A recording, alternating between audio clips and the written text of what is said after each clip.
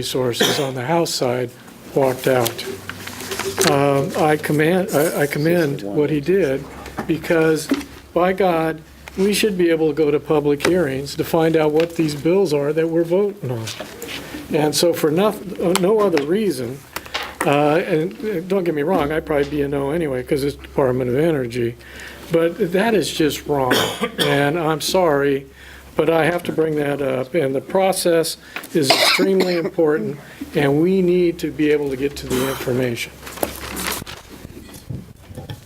Senator Johnson. I wish to be associated with Senator Girod's thoughts on this. Sure. There have been too many instances this session where there has been no public hearing. And again, this is wrong on the process, it's wrong on the policy. OBDD gets no money to be able to take on the additional responsibilities. This program, while it had been successful in the past, failed in the Department of Energy, and it's now moving into a high-functioning department with, I don't think, a lot of public discussion about it. So I am a no on this. Okay. Representative Holvey. Thank you, and I can't really speak to the lack of the public hearing in the sub. I don't have much comment on that. Though I will say that this particular bill, sponsored by Senator Beyer and myself, was the result of a year-long examination of this particular program. And, though I know the Department of Energy has been mired in a lot of press and a lot of legacy problems from 4 years ago, and the result of somebody inside the department that was operating criminally and illegally, the department since that time has really coordinated and cooperated with an investigation that uncovered, a lot of the problems. This bill was heard in also the House Energy and Environment Committee to a great extent as well. And notwithstanding the department's probably lack of expertise in managing loan portfolios and having proper risk analysis of loans, we felt that it was important that this program be put into Business Oregon, where they do have better expertise on that. Many of these loans that were awarded were dictated more or less, and without proper legislative oversight and the sideboards of this particular program. I'm not trying to defend inaction by past directors, or I'm not trying to justify any mismanagement, but I think we have to look to the future and where this may go. I'll point to a study that was presented in the House Energy and Environment Committee that pointed this program may become extremely useful in creating gap financing going forward for small energy projects. So this project existed, as the co-chair, Senator Johnson, pointed out, for many, many years successfully, and if it were not for 2 or 3 very large bad loans, this program would still be functioning very well.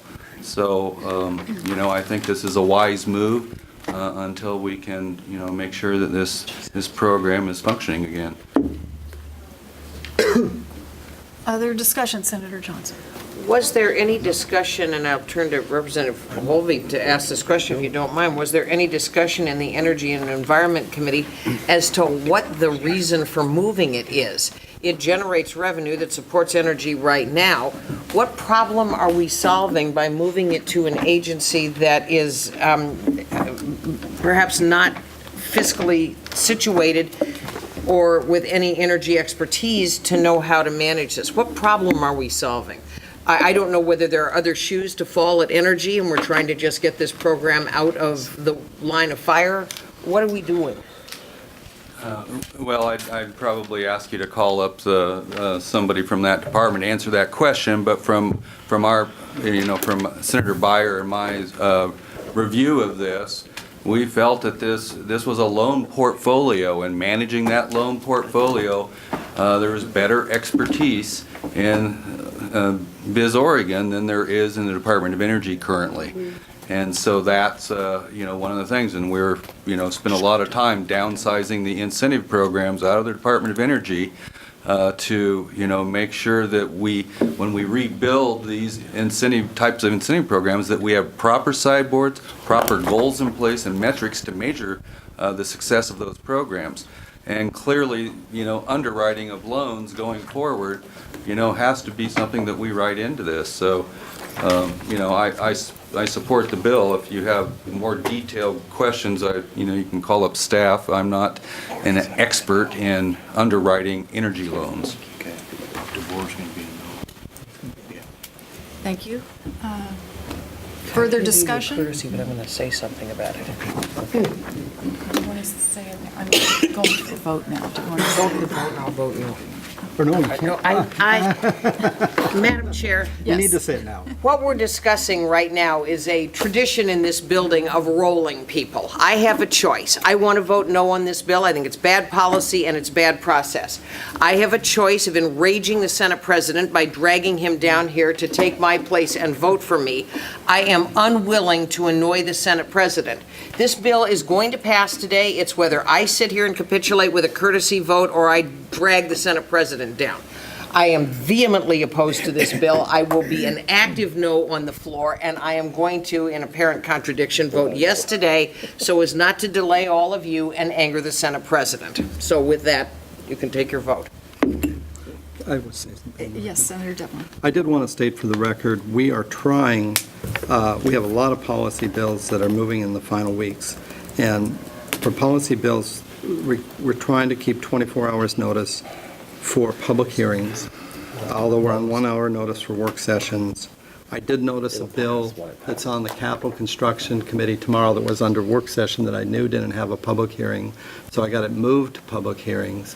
So if anybody has any more to report to me like this, I would like to hear it, not right now, but later. But we've been trying to get bills in Ways and Means to have at least a public hearing.